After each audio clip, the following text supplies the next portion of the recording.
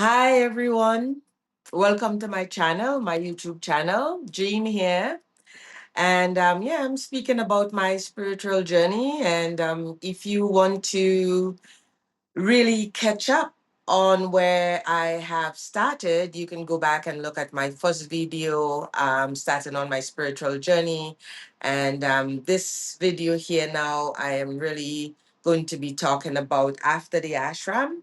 I did a bit about that on my yesterday video, but I realized that I wanted to give you a point form of certain things that happen. I would say in a 6 year period after the ashram. So I'm going to give you a bit of a point from coming down after the ashram, right? Because coming out of the ashram, that's when the real work begin. I tell you, I just wanted to go back to inside of the ashram and live there because they had everything. I mean, everything they had. There's a temple if I wanted to pray. There's a Mandela house where the kitchen was, the dining room, classrooms, office, bookstore. Oh my God. There was the lake in the summertime. You can swim. They had prayer rooms. So there were prayer rooms where you can go and pray to the Divine Mother or to whoever your heart desire that you need to pray to. Those, oh my God, those prayer rooms. I can envision them, I can see them, and I really miss them because, again, about Wayne Dyer and, his huge meditation room. Well, when I'm at the ashram, I have my own prayer room. As a matter of fact, I have my own like prayer house, nice little cabin by the lake. You cannot top that. And the ashram had their own garden. They do about 85 to 90% of their own food. um yeah, right. We had our own generator, so if the current break down, there's the generator. We have our own library. um Cook our own food. Well, I didn't have to cook, I tell you, living at the ashram is like living a very rich life. Yeah, there is aspect to it, but it's very rich because you get breakfast, lunch, and dinner. You get a room to sleep in. If you're in the program, you get people that clean your room. You get held in a container. Nobody judge you. Nobody tell you that you're speaking nonsense. Nobody tells you to shut up. Nobody tells you to stop crying. I'm telling you. Yeah, I think that's so I want to just move back in there and stay there, right? But anyway, as it so happened, I had a whole other life. So coming out of the ashram, and this is like part two of after the ashram. As I say, I speak a little bit on it yesterday. And yeah, so I was different when I left the ashram. I was 1,000% cellularly different when I left the ashram. The ashram, sorry. I am going to sometime eat my words or don't say it properly or rumble around it. And I apologize ahead of time. Okay, guys? Just, scroll past that part. I was different, but nobody else was. Like the world was the same. I came home to the same husband. He hasn't changed. Ex-husband. Really such a nice person, Jill. Yeah, don't get me wrong. I had already lived that life. I have moved on. The huzzy life I'm talking about, the ex. So don't think that I don't have sympathy. See what I said? I'm going to be swallowing my words here and there. Do not have sympathy for me because I have a second husband whom I love. Okay. I was very different when I came back from the ashram. It was very challenging to find my place back in the world. Like, let me tell you, it was very challenging. And I can feel myself getting emotional about it. But we shall digress and we will move on. So, one of the things I did when I came back, it was 2011. I came back for most of the year. I tried my best to continue getting back into my life. But as I say, it was challenging. I didn't have the container of the ashram to help me along. I was outside of it, so I had to make my own way.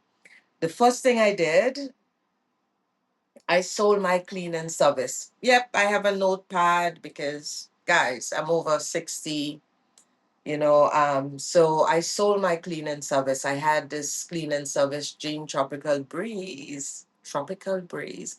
I had this cleaning service for maybe about 6 years already. You have to understand that since I arrived in Canada, and even before I arrived in Canada, I was cleaning, I was cleaning. And when I arrived in Canada, I um, I lived in Ontario, in Toronto, and I used to do cleaning as well. I did some other work, and again, but I did a lot of cleaning in my lifetime, a lot.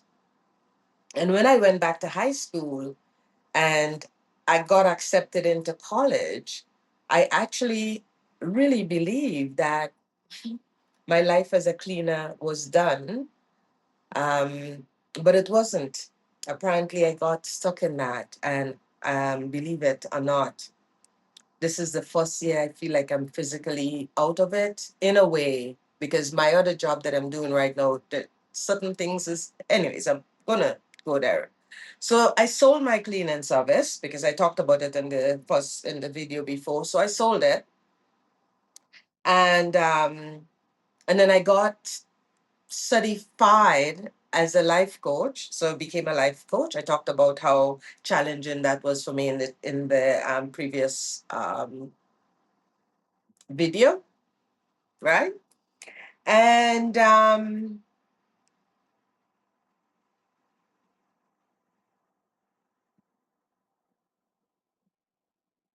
right, I went to Europe for 5 weeks. I did Europe by train for 5 weeks. Actually, it was plane, ferry, and train. And train was the biggest. Well, we did fully on train. I did Ireland, England, well, London, England, Paris, uh, Spain, the south of France, Germany, also Amsterdam. I was going to say Instagram. Amsterdam. Trend, Amsterdam. So yeah.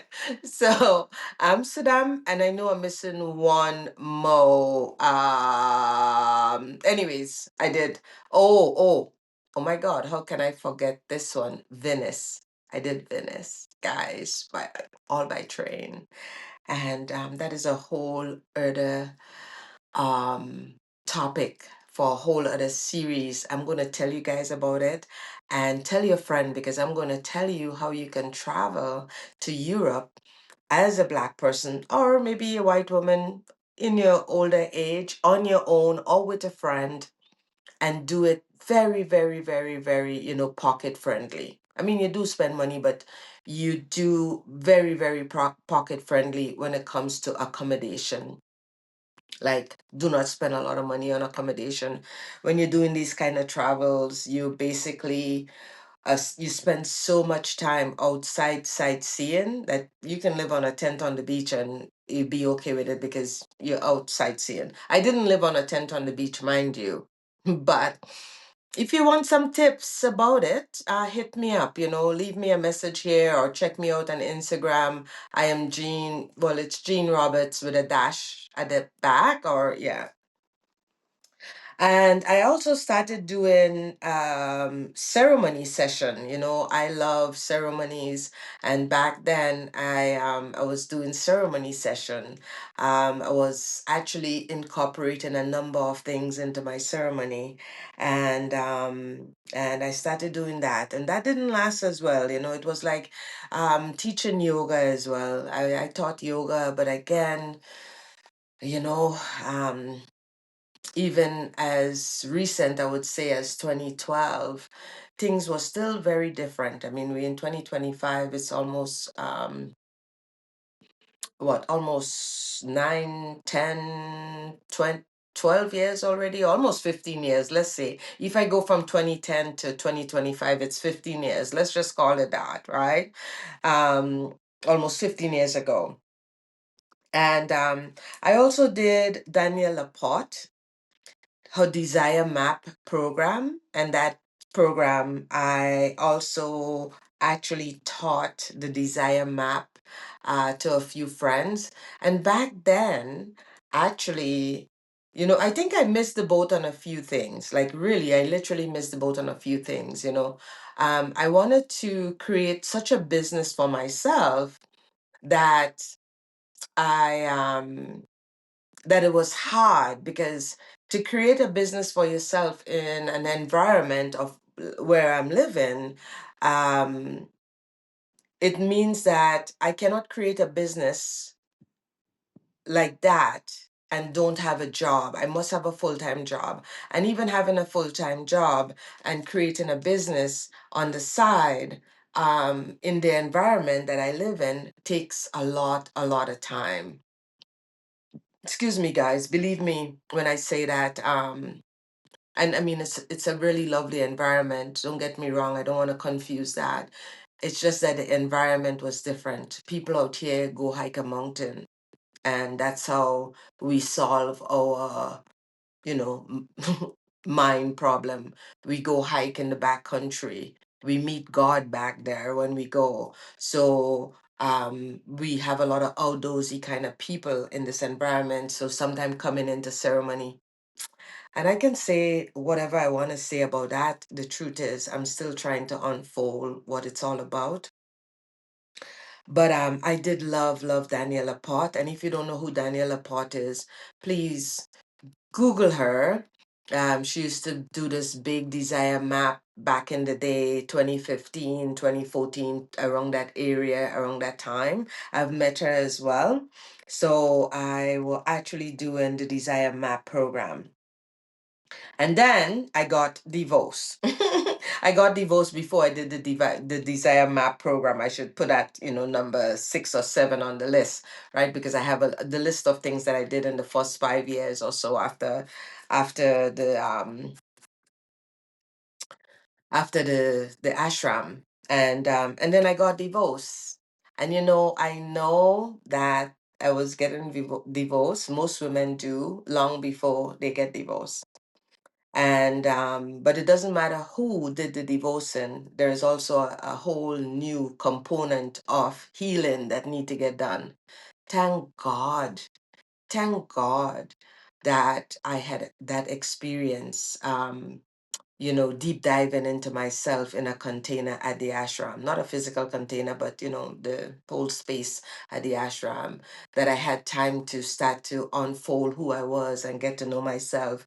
Because by the time I got divorced, I knew that I was being held by the spirit, by my spirits, by my angel, by Tara and Kwang Ying. And don't be afraid because I'm calling these deity name. The truth is, I was singing and chanting to these angels and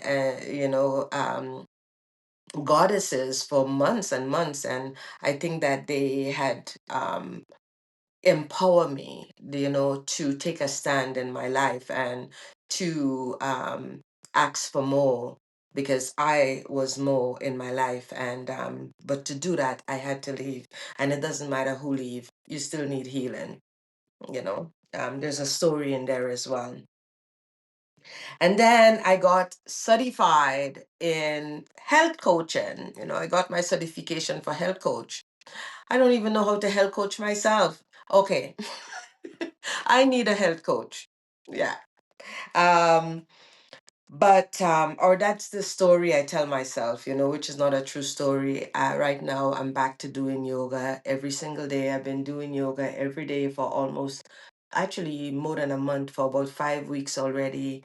I've been walking 99.5% of the week almost every day. I say it like that because once in a while I don't go out. But I do long walks, short walks, I stroll. I am never in a hurry. But when it comes to health, I eat well.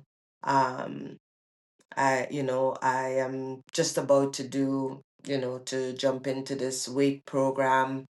I I've seen a naturopathic doctor. So yeah. So I am looking after my health as well. And if you really want to look after your health and you want help with that, you can always give me a shout out. Maybe we can have a conversation and we can both help each other. I can help you and you can help me. And I also publish my memoir, that book I talk about that took 100 years for me to write. I actually purchased it. I actually publish it, not purchase, but publish my memoir um, at at that time. Anyways, so that was the 10 or 11 things that happened. Boom, boom, boom, boom, boom, boom, boom, right after my stay at the ashram. And in between those times, mind you, I have gone back to and fro to the ashram. And I know I say ashram a lot. I feel like I'm saying ashram a lot, but you're okay with it, right? Guess what, guys? This was good, right? Listen, like and subscribe to my channel. Like and subscribe. Let's get some people going. Let's get some energy in here, right? Um, cheer me on, cheer me on. I would appreciate it. You would appreciate it. It's not, I'm not asking for, that's the easiest thing you can do for me. If you want to do something, that's the easiest thing. It's very simple. You can listen to me in the background, because you may get something out of this. Honestly, I truly believe that. Here is the thing: do less, be more. Have a good day, everybody.